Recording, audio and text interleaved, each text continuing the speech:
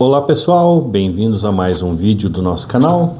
Hoje a gente vai falar sobre um tema que eu acho que me incomoda muito pelo fato de que muita gente utiliza esse subterfúgio, digamos assim, como uma alternativa de incentivo a não pagar ou a não fazer não cumprir com alguma obrigação que lhe é devida. No caso, a gente está falando sobre a decadência.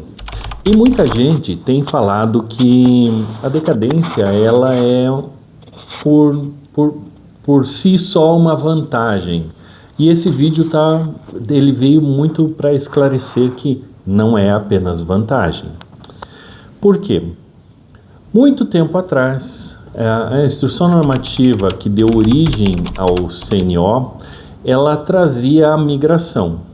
Correto? Então tinha a matrícula SEI e ela foi migrada para CNO. Nós tivemos uma divisão da matrícula SEI entre CNO e CAEPF. O que não vem ao caso do CAEPF, a gente vai falar somente sobre o CNO, Cadastro Nacional de Obras. Correto? Mas o que tem a ver a decadência com isso, Luiz?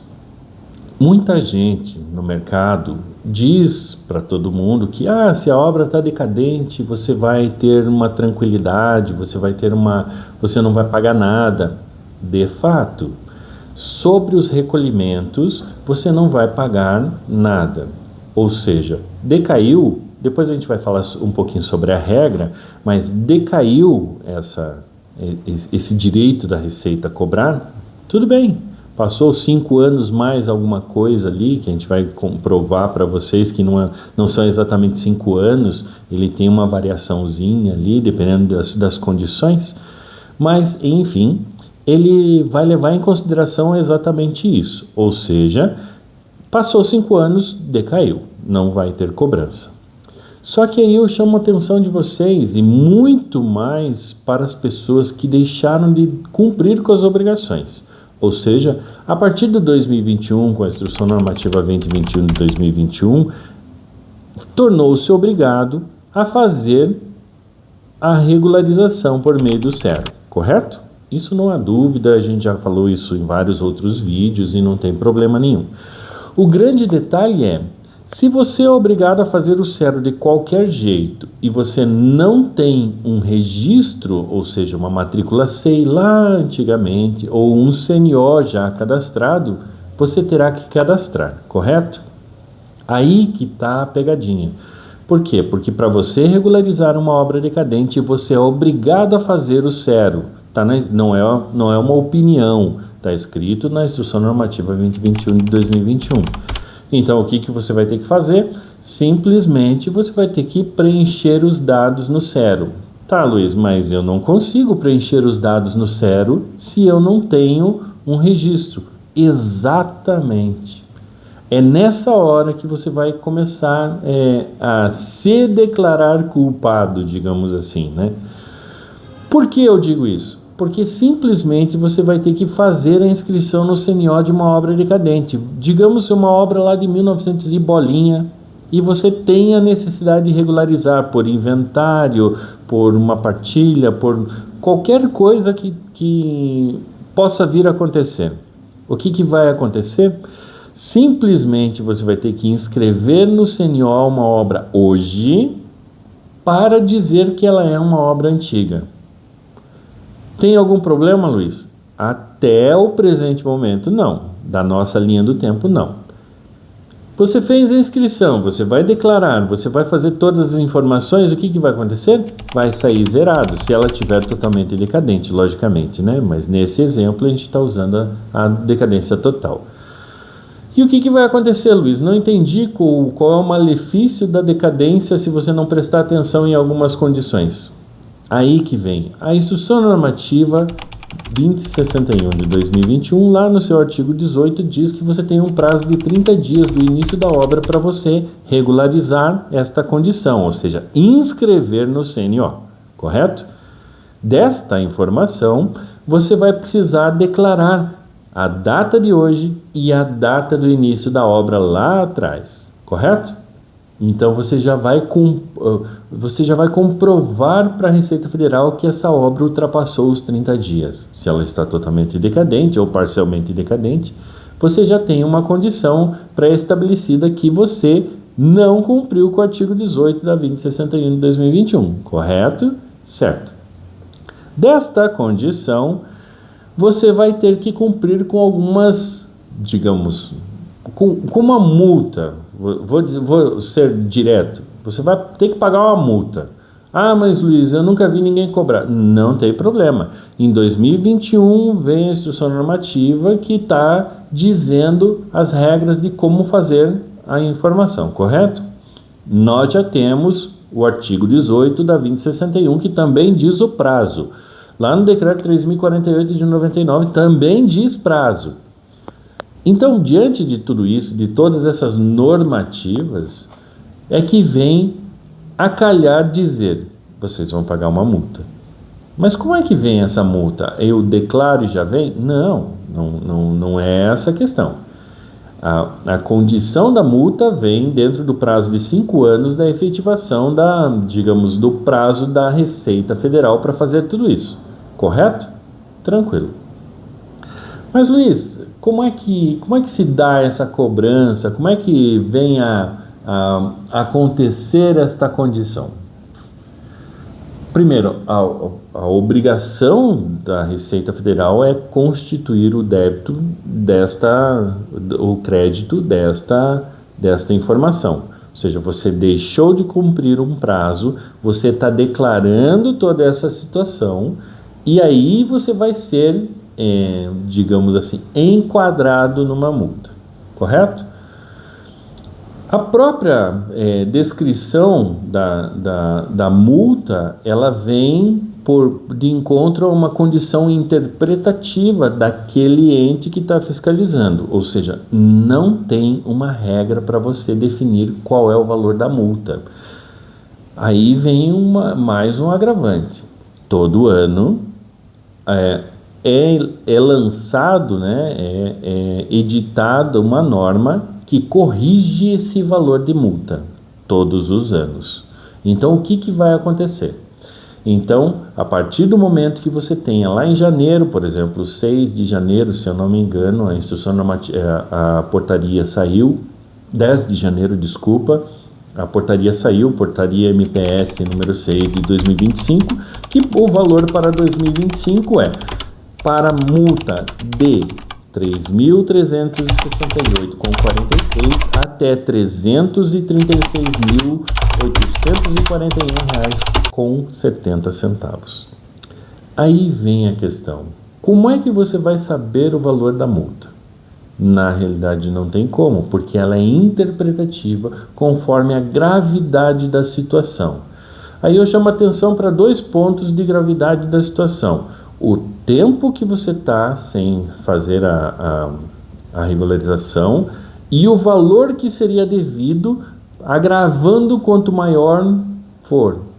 Por exemplo, uma casa de 70 metros quadrados, atrasada há 10 anos, não vai ter o mesmo valor que uma casa de 300 metros quadrados há 10 anos. Esta é a condição interpretativa, mas é o ente fiscalizador que vai determinar esse valor de multa. Mas não é de todo notícia ruim, digamos assim. Existe a parte boa. Primeiro, digamos que você caiu nessa multa e você vai ser cobrado lá na caixinha de entrada das suas mensagens do ECAC, vem a multa lá e vem a notificação e tudo mais. Você tem como parcelar. Existe a possibilidade de parcelar, não tem problema. Um outro detalhe. Se você tem as declarações, você, em tese, se livrou dessa multa. Em tese. Por quê? Aí vem uma outra interpretação. Digamos que você já tenha uma inscrição em matrícula SEI, lá uma obra lá de 1900 e bolinha, como a gente já falou anteriormente, e essa condição vai te dizer que você já cumpriu com o artigo 18. Você fez em tempo.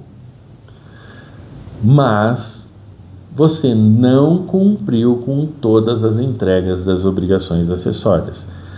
Para aqueles que trabalham com contabilidade, com entrega de obrigações acessórias, analistas financeiros e tudo mais, vocês vão lembrar bem que existia a multa da CEFIP pela falta da entrega, ou seja, ou pela entrega de uma obrigação vazia ou uma entrega em atraso de alguma obrigação que seria devida com omissão, com erro e tudo mais.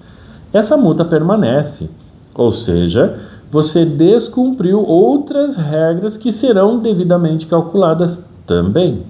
Então esta é a condição.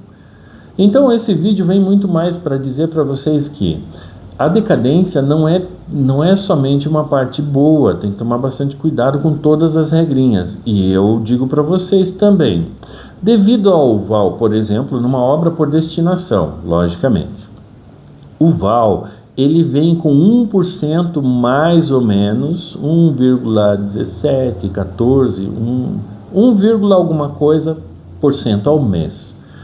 Então você tem uma cobrança de atualização mensal.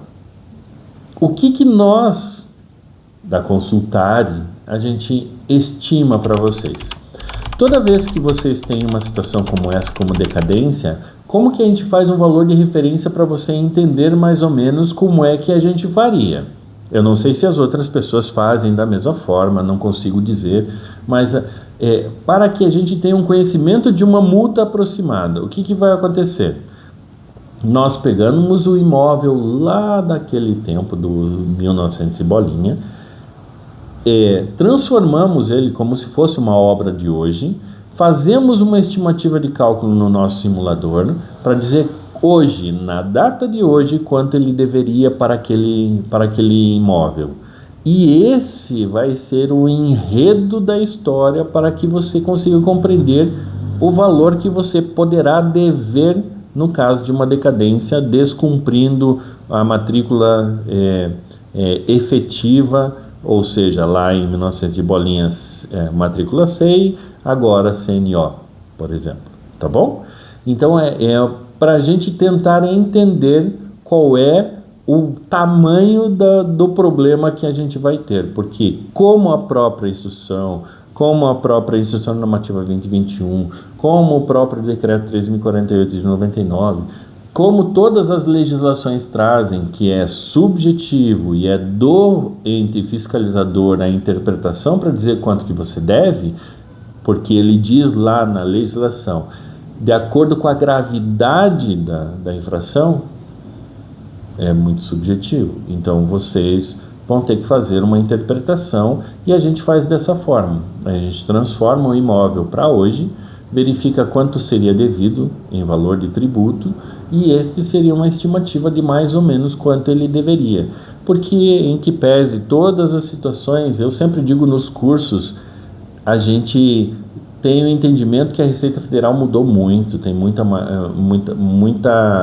alternativa de atendimento, muito mais acesso, muito mais facilidade em você acessar as informações da Receita e trocar informações.